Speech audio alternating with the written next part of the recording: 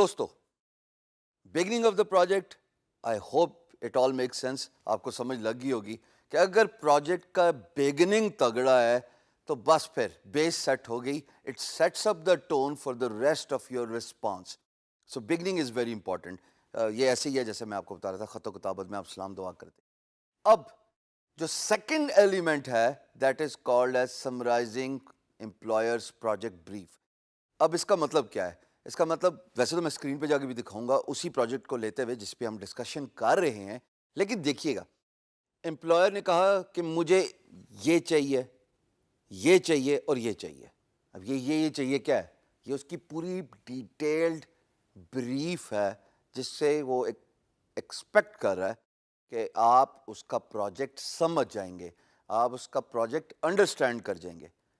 اب آپ کی ذمہ داری ہے کہ اس پروجیکٹ کی بریف کو سمرائز کیجئے تاکہ جب آپ بڈ پہ ڈالیں گے تو امپلائر کو سمجھ لگے، پتہ لگے، احساس ہو، انڈرسٹینڈنگ ہو کہ بھائی اس فری لانسر نے میرا پروجیکٹ پڑھا ہے اور اس کو اپنی زبان میں سمرائز کیا. نہیں سمجھے؟ مجھے پتا تھا. ٹھہر جاؤ، اسکرین پہ چلتے. دوستو اب آپ میری اسکرین دیکھ رہے ہو اور اس پہ وہی پروجیکٹ جس کو ہم ڈسکشن کے طور پہ لے کے چل رہے ہیں رینی کا پروجیکٹ ہے.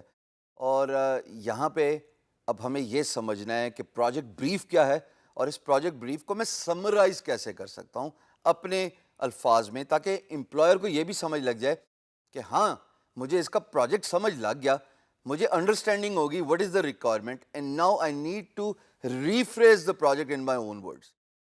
دیکھیے گا، یہ دیکھیے دوست، what I have done here is Renee نے ریکوائرمنٹ بھیجی کہ مجھے کوڈ کارڈس چاہیے for Facebook, for Instagram, and he is looking for a fast graphic designer who is quick, responsive, اور آگے پرائز کا بھی ذکر کیا. میں نے پورے پروجیکٹ کو سمرائز کر دیا. میں نے سمرائز کر کے کہا کہ بھائی I understand you are looking for a fast responsive graphic designer to design F B. Facebook کو میں نے سمرائز کر کے ایف بی کا ورڈ دیا، کوما Instagram code cards.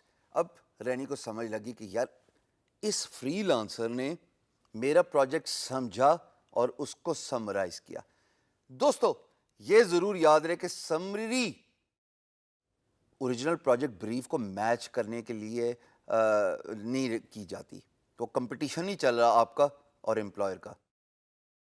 As a matter of fact summary کا ورڈ ہی یہ depict کرتا ہے کہ جو اوریجنل پروجیکٹ بریف ہے اس کو آپ اپنے الفاظ میں اسٹیٹ کر رہے ہیں.